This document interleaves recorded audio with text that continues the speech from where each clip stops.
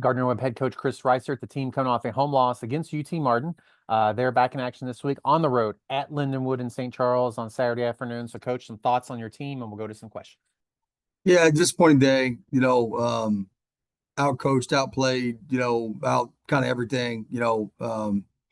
Didn't show up with our best stuff, and it showed up. And so we've got to have a bounce back week. We got to rectify. We got to make sure that we put a much better display on Saturday, and I'm confident that we will. And the biggest thing is you can't let it beat you twice, right? You got beat, you got whooped, you got to own it. And we have, and we will continue to do that. And but you got to let it lie, and you got to put it to bed. You got to move on to Lindenwood. And so it beat us once. It only counts as one in the L column. And hats off to UT Martin. They played their tails off and took advantage of what we were doing. And so now we've got to move forward, and move forward. We will. Thanks, Coach. We'll go to some questions. Jacob is with us. Jacob, go ahead.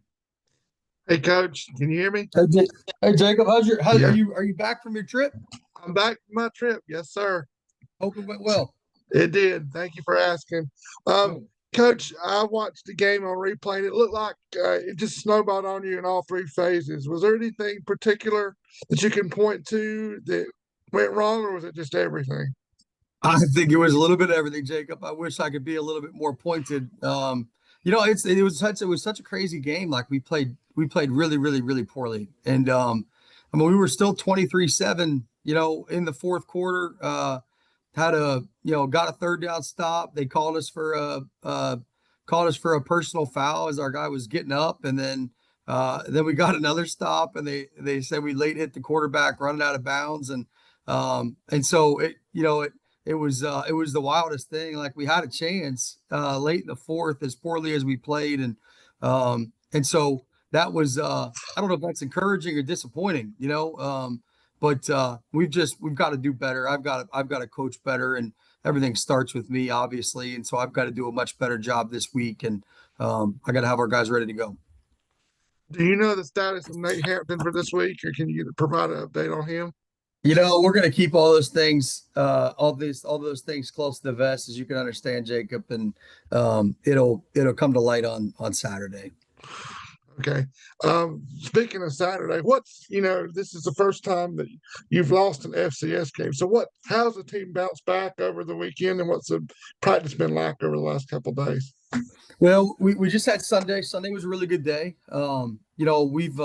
I think we've bounced back really well. I think there's an eagerness in the building to get back to work, and that was really, like I said earlier, our whole thing was, these games are hard, right? Because, you get it handed to you a little bit, and, your ego's hurt, and it sometimes has an ability to beat you twice. And our thing was, we kind of lived in it on Sunday. We watched everything. We coached guys hard. We kind of went through it together, and made sure that we weren't just brushing it by as something that happened. Like, no, we gotta really live in it and own it.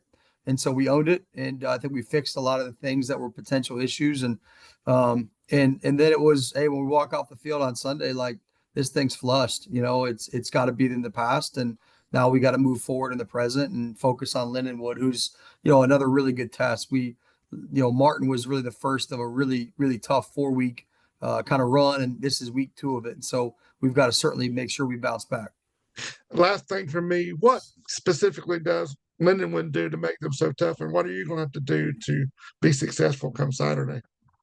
Well, I think offensively, I think the quarterback's a really good player. I think he's one of the better guys in the conference. He played really well against us last year too, and I think he's really taken a step forward as a passer.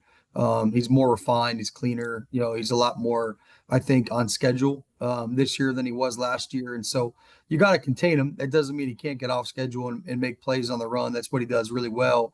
So we've got to make sure that, one, we have an eye on him. I think the natural thing to do is to fall in love with the quarterback and the wide receivers. 4 is an outside guy, a really good player. 8's a really good player. 1, their slot's a really good player. But I do think that the running backs are really solid, and they do a great job up front as well. And so offensively, they're dynamic and dangerous, and we've just got to make sure we're prepared. Defensively, I think they do some really unique things, with their personnel they've got a really versatile group of guys. And their linebackers can cover and run. Their safeties can cover and run. They're able to throw a lot of scheme at you because of their versatility. You can tell they're all really smart kids, and so they move guys around a bunch. And so just being able to find like any type of consistency to what you can expect and what you think you're going to get, that's been a challenge, and it's a credit to them and their personnel. So I think our plan is, like it is any other week. One, we've got to get back to taking care of the football and taking it away. We've done a really, really poor job these last 3 weeks of that, and that's reared its ugly head. So we've got to own that, and we will, and we'll rectify that every day. And then two, we've got to get back to where we can control the line of scrimmage. We didn't run the ball great on Saturday against Martin, but we didn't stop the run. And so you don't do that, and you don't play well anywhere else, hard day. And so we'll rectify that. We'll make sure we're ready to go up front. I think that'll lend itself to a much better day. All right, thanks, Coach. That's all from me. Thanks, Ben.